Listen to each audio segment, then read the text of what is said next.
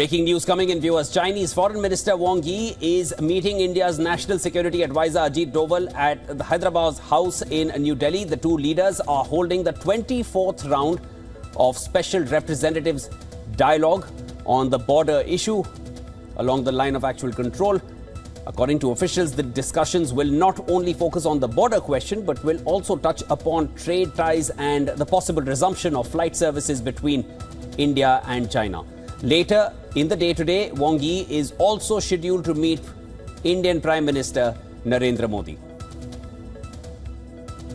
The Chinese Foreign Minister is having a meeting with Indian NSA National Security Advisor Ajit Doval. Just to get a better understanding of what to expect, I am now being joined live by our Assistant Editor for Foreign Affairs, Siddhant Sibal. Siddhant, definitely we were expecting this to take place, and along with that we're seeing the meeting with the Indian Prime Minister is also scheduled for later in the day. Meeting with NSA currently going on. Give us more. Well, the significant meeting, the border talks are underway here in Delhi between the Chinese Foreign Minister Wang and the Indian NSA Ajit Doval. Now, the Chinese Foreign Minister is on a 3-day visit and is going to meet the Indian Prime Minister, which is significant in many ways because it's not usual that every Foreign Minister who travels to Delhi gets to meet the Indian Prime Minister. But that shows that where the relationship is going. His visit comes just days before the Indian Prime Minister is expected to travel to Tianjin for the SCO summit. And what is a significant breakthrough as well is that the Chinese Foreign Minister has given assurances to the Indian side that China will lift restrictions on rare earth, on fertilizers and tunnel boring machines for India.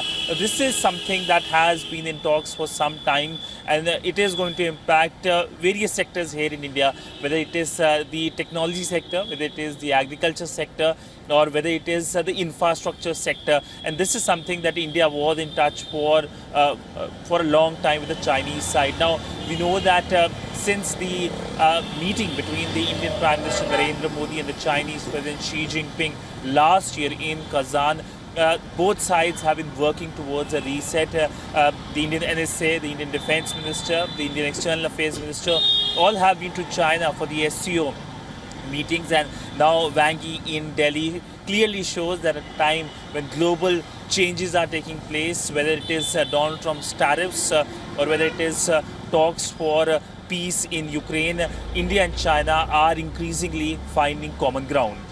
Siddhant, now, as you mentioned earlier, the fact that the Indian Prime Minister is having that meeting with a foreign minister, of course this time is the Chinese Foreign Minister, it's not usual. We don't see the Indian Prime Minister interacting this way with foreign ministers from coming in from different parts of the world. But what do you expect coming out from that meeting? Is it more of a show from India's side that we are willing to now continue talks at different levels, or is there more that one can expect? I think it is essentially upping the engagement, signaling in many ways, and also that the convergences are going to grow between India and China, two large countries, not only in Asia, in the world, working together.